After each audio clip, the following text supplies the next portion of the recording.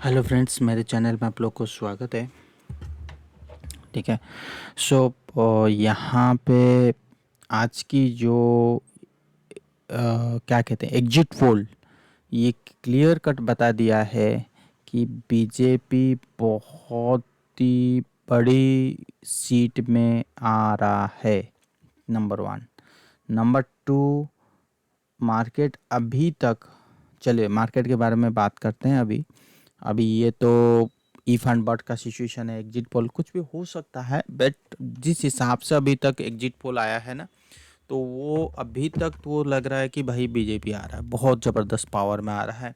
और 300-325 के सीट में आ गया तो फिर तो बम्पर प्रॉफिट। और एनडीए के साथ अगर ये 350-380 के ऊपर आ गया तो फिर तो मार्केट को ऊपर जाने में कोई नहीं रोक सकता, ये तो है ही नंबर। और 4 जून को पता लगेगा, बट मेरा मानना ये है कि जो मंडे को हमें ऊपर की रैली मिलने की चालू हो जाएगी। ठीक है। अब आते हैं निफ्टी प्राइस अर्निंग रेशियो में। ये निफ्टी पी का चार्ट है। तो ये पी चार्ट अगर मैं इसकी टेक्निकल वाइज अगर आप देखूं तो ये है पूरी टेक्निकल, मतलब यहाँ इसके नीचे नीचे, इसके ऊपर ऊपर। Price earning ratio chart simple कह रहा है, इसके नीचे नीचे, इसके ऊपर ऊपर।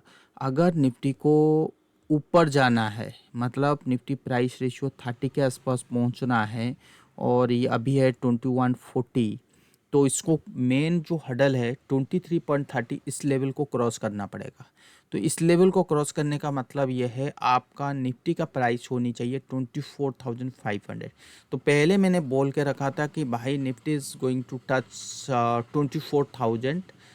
जैसे ही मार्केट ने ब्रेकआउट दिया था 22,800 के ऊपर, तो मैंने कहा था कि market is going to touch 24,000।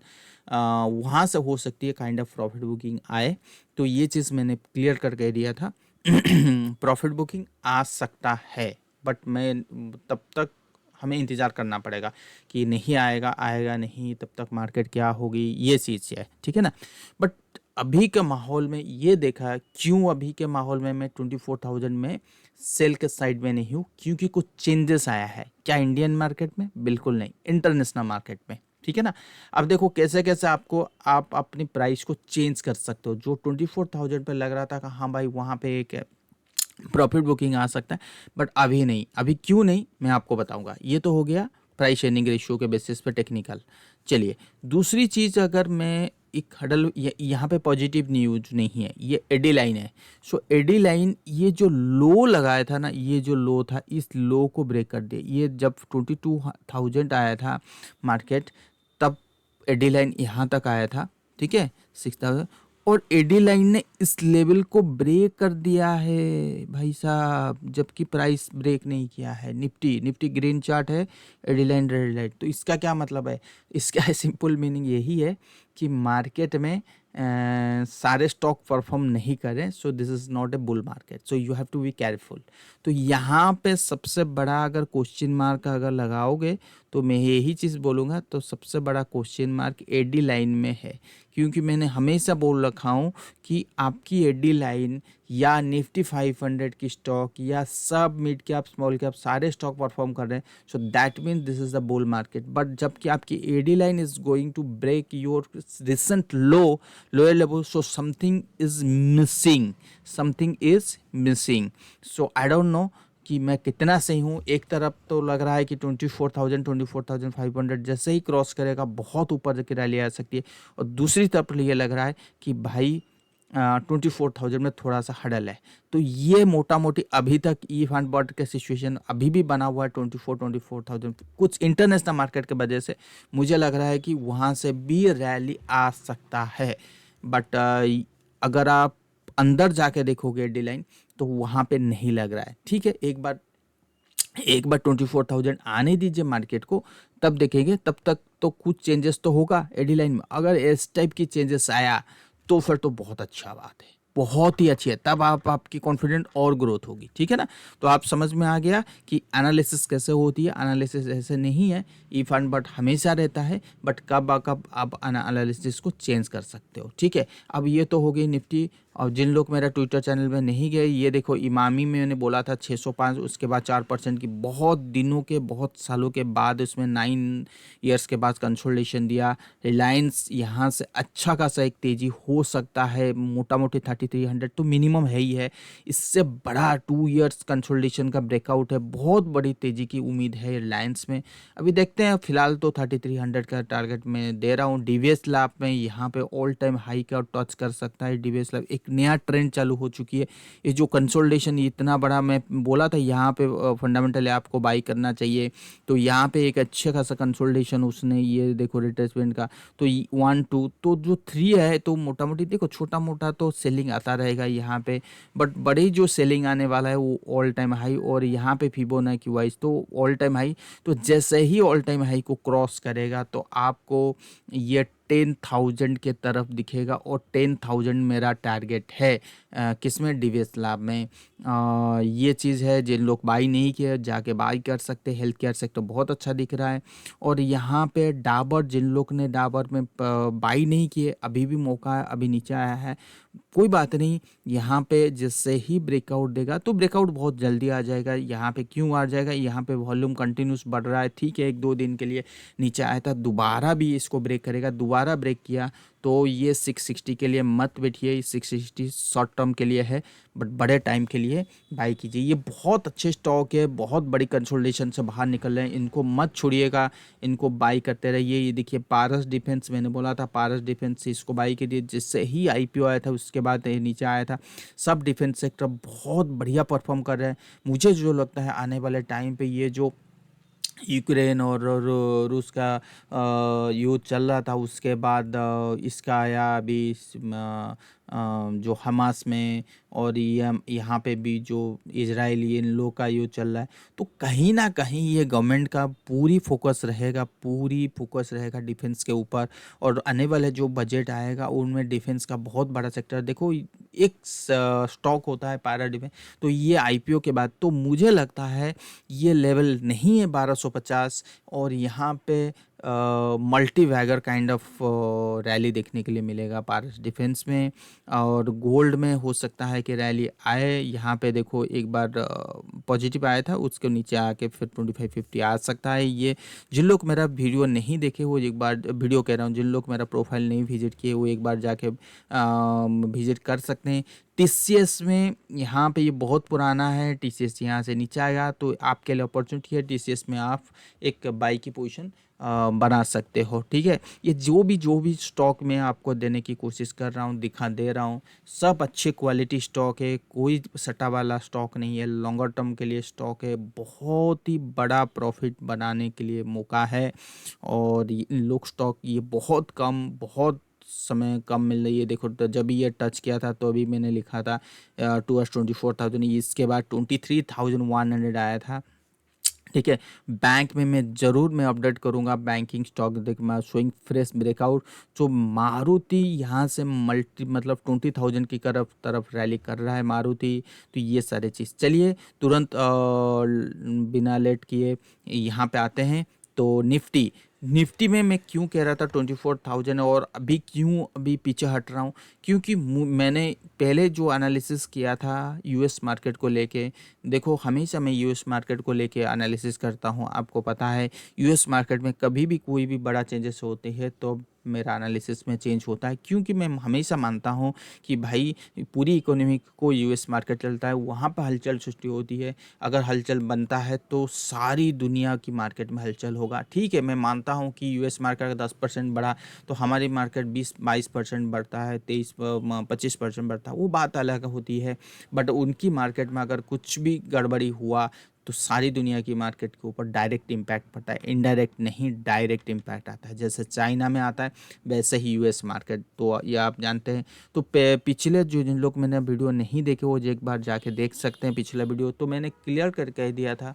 तो यहाँ पे आपको क्या यहाँ पे मैं बिल्कुल कंफर्टेबल नहीं हूँ, यहाँ से सेलिंग आ सकती है। एग्जैक्टली डाउ जोन्स में कंटिन्यूस एक बार सेलिंग आया और यहाँ पे आ गया। तो जिन लोग नहीं देखे एक बार देखिए, जाके देख लीजिए। और देखिए यहाँ पे दूसरी चीज़ ये कि डाउ जोन्स इस यहाँ से लेके यहाँ तक गिर गया, और जो बड़े सपोर्ट एरिया है वो सपोर्ट एरिया के आसपास देखो मेरा किया हुआ है, यहाँ पे रूम है और थोड़ा बहुत गिर सकता है। डाउ जोन्स रूम है, बिल्कुल ये नहीं बोल रहा हूँ कि यहाँ से दोबारा यू टर्न हो जाएगा, ऐसा बिल्कुल नहीं है। यहाँ से हो जाएगा, क्यों नहीं है, एकदम से यू टर्न बिल्कुल नहीं होने वाला है यूएस मार्केट। क्यों नहीं है? क्योंकि डाउ जोन्स तो गिरा बट एसपीएक्स वो नहीं गिरा, ठीक है। उसको भी यहाँ पे आना चाहिए था और वहाँ पे भी मैं कंफर्टेबल हूँ। अगर फिर भी फर्दर से एसपीएक्स यहाँ पड़ता है तो भी मैं कंफर्टेबल नहीं, इसको एक बार आना चाहिए। अगर एसपीएक्स नास्डैक ये दोनों नीचे की तरफ आते हैं ना, तो फिर तो मुश्किल है कि डाउ जोन्स को ऊपर जाने में। तो हो सकता है कि एक बड़ी कंसोलिडेशन में इन दोनों में मतलब दोनों आए और एक बड़ी कंसोलिडेशन में दोनों चले जाएं, मतलब डाउ जोन्स एक बड़ी कंसोलिडेशन में चले जाएगा। तो ये चीज़ हो सकता है कुछ समय तक। अभी यूएस मार्केट को ये देख के लग रहा है कि हाँ भाई, सेल ऑन हाई की स्ट्रैटेजी होनी चाहिए, ऊपर के लेवल में और भी सेलिंग आ सकती है। तो देखते हैं। अभी मैं बिल्कुल ये नहीं कह रहा हूँ कि बाइंग यहाँ पे ज़बरदस्त बाइंग आ जाएगा, ऐसा बिल्कुल नहीं है। क्यों? क्योंकि अगर आप एस&पी को देखोगे तो मैंने पहले भी कहा था कि ये जो सेलिंग आ रहा है ना और ये जो सेलिंग है, दोनों में फ़र्क है। ये सेलिंग है एक न्यू ट्रेंड के लिए, ये न्यू ट्रेंड के लिए। अगर ये सेलिंग हमारी 24,000 जब हम इलेक्शन के टाइम है, तो हो सकता है कि 24,000 बहुत जल्दी आ जाए। और अगर आ जाए, अगर उसी वक्त अगर तब तक अगर यहाँ पे आ गया, ठीक है ना, डाउ जोन्स यहाँ पे है और हम 24,000 में हैं, सो दैट मीन्स कि अगर यहाँ से यूएस मार्केट में तेज़ी हुआ तो हम कहाँ से गिरेंगे, ये भी बात है ना। तो ये देखनी बात है कि जब तक हम 24,000 रहेंगे तो यूएस मार्केट कहाँ है। तो अगर यूएस मार्केट यहीं पर है, मतलब एसपीएक्स नास्डैक दोनों यहीं पर है, तो फिर तो ये काइंड ऑफ ले सकते हैं कि 24,000 में एक प्रॉफिट बुकिंग काइंड ऑफ मिल सकता है। बट बड़ी वाली प्रॉफिट बुकिंग की अभी फ़िलहाल नहीं हो, क्योंकि यहाँ से हो सकती है और हम में भी 24,000 से 23,000 के करीब या 22,000 तक आ सकते हैं मैक। तो वो चीज़ देखेंगे उस टाइम पे सिनेरियो है। तो इसीलिए मैंने कहा था कि 24,000 में जो मुझे लग रहा था कि सेलिंग आ जाएगा, कि मैं पर्सनल एक्सपेक्ट कर रहा था कि जब तक हम 24,000 पे रहेंगे तब तक यूएस मार्केट टॉप और यहीं पे घूमता रहेगा, और उसके बाद 24,000 हम नीचे आएंगे, नीचे आ जाएगा और ये मार्केट भी नीचे आएगा। ऐसा नहीं है। अब ये जो इलेक्शन आ रहा है, अब वो चीज़ देखने के बाद ही पता लगेगा।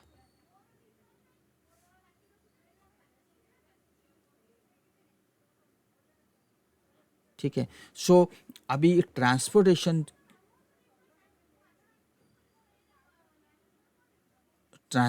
अच्छा खासा, जैसे ही मैंने बोला था कि ट्रांसपोर्टेशन में गिरावट आएगी, एग्जैक्टली ट्रांसपोर्टेशन में गिरावट आया।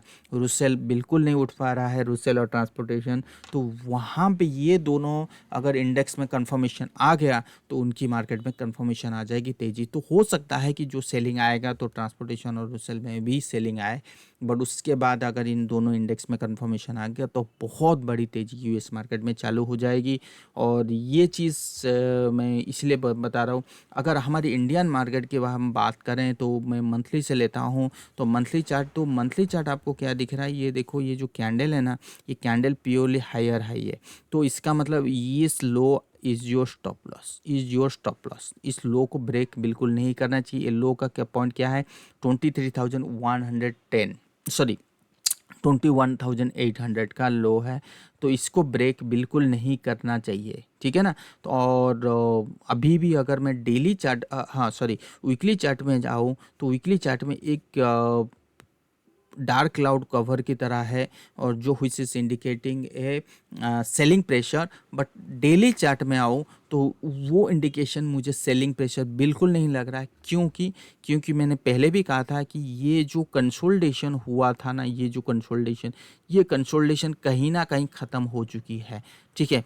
एक तो ख़त्म हुआ, उसके बाद एक बड़ी कैंडल बना, तो बड़ी कैंडल के बाद मैं एक्सपेक्ट कर रहा था कि 23,300 टच करके ही इस यहाँ तक आएगा, ऐसा नहीं हुआ, 23,100 तक गया। उसके बाद ये जो रिट्रेसमेंट आया ना, ये रिट्रेसमेंट कोई नेगेटिव न्यूज़ नहीं है। क्यों नहीं है? क्योंकि ये जो तेज़ी का रिट्रेसमेंट है, ये जो तेज़ी है, इस तेज़ी का रिट्रेसमेंट है, सिंपल तेज़ी का रिट्रेसमेंट है, मतलब काइंड ऑफ प्रॉफिट बुकिंग। तो इससे नेगेटिव न्यूज़ बिल्कुल मत समझिए। और यहाँ से 1-2 और एक अगर नई ट्रेंड चालू हो जाए, अगर इस हाई को ब्रेक करता है तो न्यू ट्रेंड चालू होगी, और यही न्यू ट्रेंड आपको जाके ख़त्म होगा, हो रहा है मेरा 24,100, मतलब 23,700 के आसपास some kind of profit booking मिलेगी।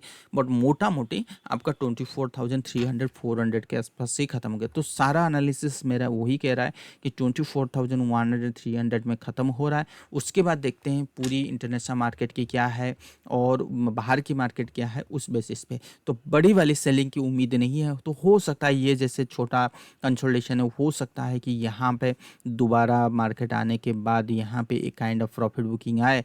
बट मैं एक ही चीज़ आपको कहना चाहूँगा कि ये जो सबकी जो देखो, एक एक होता है बुल मार्केट में एक सीखने के लिए मिला, इस बुल मार्केट में सीखने के लिए मिला, सबकी पैटर्न एक जैसे नहीं होता है। तो अपना अलग अलग पैटर्न, जैसे कि अगर ये बुल मार्केट देखो, जैसे मैंने बहुत पहले कहा था कि इमर्जिंग मार्केट तेज़ी होनी चाहिए, इमर्जिंग मार्केट अभी भी तेज़ी है। जैसे चाइना, हांगकांग, हांगकांग का देखो, ये यहाँ से फिर तेज़ी चालू होगा। हांगकांग में अभी तक सेलिंग की सिग्नल अभी तक भी नहीं आएगा, ये उसमें बहुत बड़ी तेज़ी बाकी है हांगकांग में। पहले भी कहा था। इवन चाइना में अगर आप देखोगे तो China slow and steady is going to rise, मतलब चाइना भी धीरे धीरे ऊपर की तरफ लेने की कोशिश कर रहा है। ताइवान तो ऑलरेडी चल रहा है। निकी एक बड़ा कंसोलिडेशन पे चला गया है, मतलब मार्च से अभी तक कंसोलिडेशन। तो मुझे लग रहा है निकी में तो बहुत मल्टी ईयर का ब्रेकआउट हो चुकी है, और निकी कहीं ना कहीं वहाँ पे। तो सबकी पैटर्न अलग अलग है, कोई सेलिंग में जा रहा है, कोई बाइंग में जा रहा है। तो ये काइंड ऑफ बुल मार्केट मिल रहा है। तो इसका ये मतलब है कि बुल मार्केट है, कोई आपस में वो सपोर्ट देंगे, कोई किसको बड़ा गिरावट नहीं आ सकता। तो इसीलिए मैं कह रहा हूँ बड़ी गिरावट की उम्मीद बहुत ज़्यादा नहीं है। और दूसरी चीज़, अगर हम बात करें डॉलर की बात, ये देखो सारे जितने भी एनालिसिस है, इस एनालिसिस में आके रुक जाता है, ये है डॉलर। तो जब तक ये डॉलर इस रेंज से बाहर नहीं निकलेगा, इस रेंज से ऊपर नहीं जाएगा, इस रेंज से नीचे नहीं जाएगा, तब तक, जब तक 100 के नीचे नहीं जाएगा ना, तब तक तो डर रहेगा। जब जिस दिन 100 के नीचे आ गया, तो मैं आपको एक ही चीज़ बोलूँगा, भाई buy equity, buy gold, buy copper, ये चीज़ बोलूँगा। तो देखते हैं क्या क्या हो सकता है, क्या नहीं। अगर मैं डेली चार्ट देखूं, तो डेली चार्ट में काइंड ऑफ डबल टॉप बन रहा है। डबल टॉप मतलब ये जो है, तो हो सकता है एक झटका नीचे की तरफ आए, बट यहाँ से बहुत स्पीड में यू टर्न ऊपर की तरफ लेगा। कौन? डॉलर। तो ये चीज़ हमें देखनी है कि डॉलर में बड़ी गिरावट की उम्मीद नहीं है, यहाँ से यूटर्न हो सकता है। ये जो तेज़ी आएगा डॉलर में, उसकी नेगेटिव इम्पैक्ट गोल्ड में आए, कॉपर में आए, इक्विटी जो यूएस मार्केट इक्विटी है वहाँ पर आए। ठीक है, तो मैं पूरी एनालिसिस मैंने कर दिया हूँ। और जो क्रूड ऑयल है, क्रूड ऑयल में बिल्कुल मैं नेगेटिव नहीं हूँ। इज़ एक्सपांडिंग ट्रायंगल पैटर्न, जो जो इम्पल्स वेव है इसका करेक्शन, तो यहाँ पे बहुत जल्दी ये 92 को क्रॉस करेगा क्रूड ऑयल। ठीक है, तो ये चीज़ है।